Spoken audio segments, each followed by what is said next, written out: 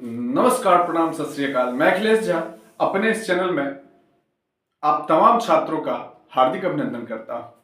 ये एक बेहतरीन क्वेश्चन है, सेंट्रल पुलिस ऑर्गेनाइजेशन पूछा गया क्वेश्चन है। देखिएगा, क्वेश्चन को समझिएगा। क्या क्या रहा है, किसी संख्या के वर्ग का 3/5 126.15 है, वह संख्या क्या है। चलिए फटाक से निकालते हैं। अगर किसी संख्या के वर्ग का कह रहा है, हम लोग को संख्या नहीं पता है, तो माना की संख्या बराबर, आइए देखते हैं, माना कि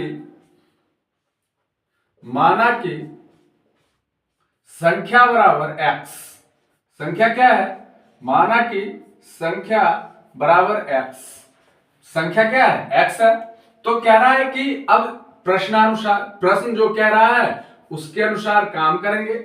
नहीं, देखिएगा क्या कह रहा है।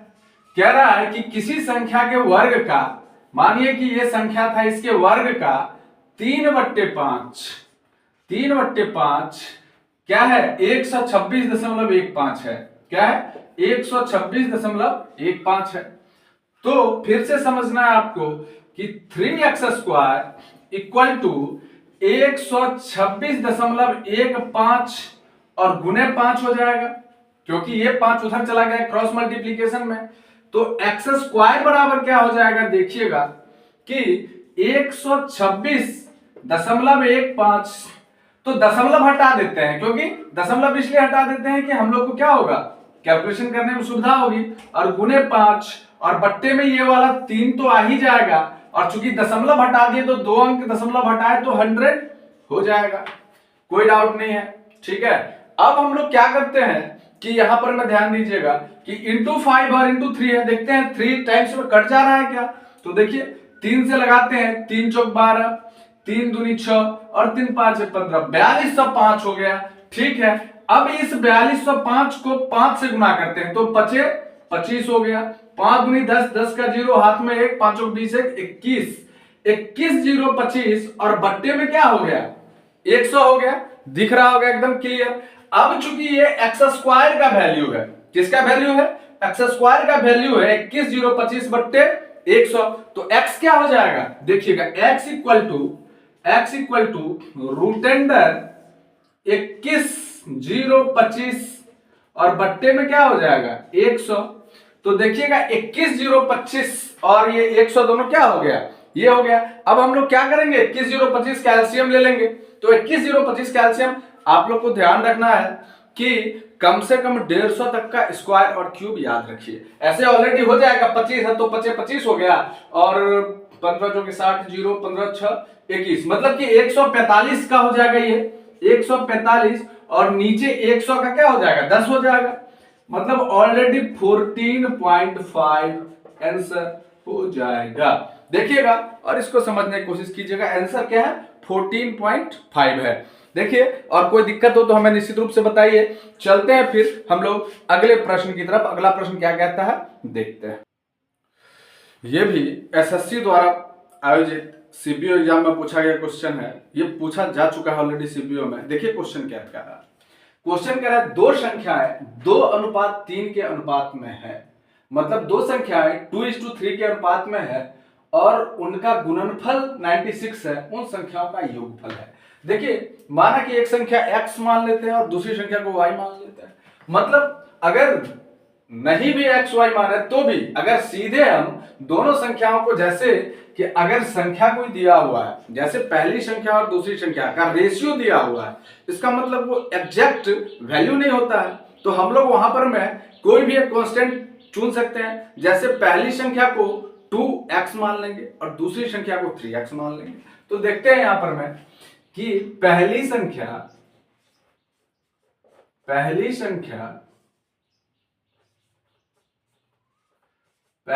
क्या हो जाएगा, 2x, और दूसरी संख्या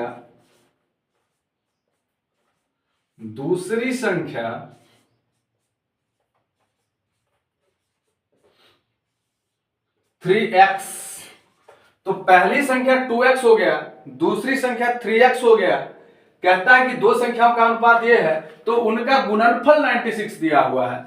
तो हम लोग क्या करेंगे, देखो आप एक बात समझ लीजिए कि कोई भी अगर रेशियो में दिया हुआ है तो एग्जैक्ट वैल्यू नहीं होता, हम लोग उसके साथ एक कांस्टेंट लगाते हैं और फिर उसका वैल्यू फाइंड आउट करते हैं, ठीक है। क्योंकि रेशियो में है ना, वो एग्जैक्ट वैल्यू नहीं हो सकता। जैसे ऊपर 3 दूनी 6 3 3 9 भी हो सकता है, ऊपर 2 दूनी 4 मतलब ऊपर 4 और नीचे 6 भी हो सकता है। बात समझ रहे हैं, रेशियो बता रहा है तो हम लोग को एग्जैक्ट वैल्यू फाइंड आउट करना होता है। तो देखिए कह रहा है कि पहली संख्या हम लोग 2x मान लिए, दूसरी संख्या 3x मान लिए। अब कह रहा है कि उनका गुणनफल 96 है। तो देखिए दोनों का गुणनफल मतलब अब हम लोग प्रश्न के अनुसार काम करेंगे, प्रश्नानुसार। अब प्रश्न बोला कि दोनों संख्याओं का गुणनफल मतलब 2x और इंटू 3x इक्वल टू क्या है 96 है। तो 2x 3x का 6x स्क्वायर इक्वल टू 96, तो x square equal to 96 by क्या हो जाएगा 6 हो जाएगा।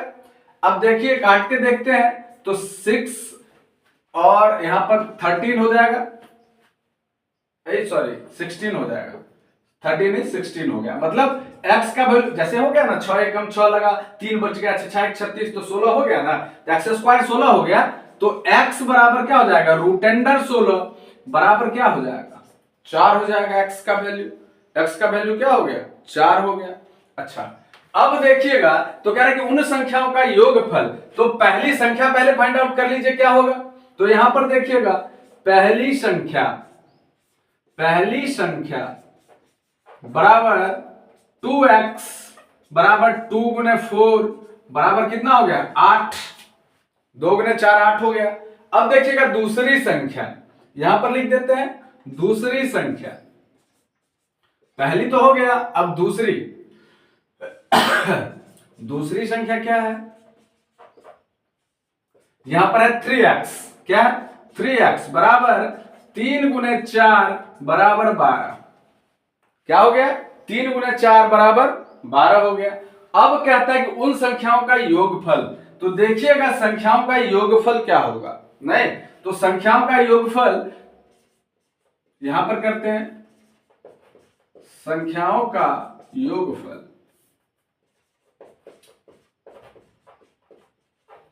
क्या हो गया x प्लस वाई हो जाएगा।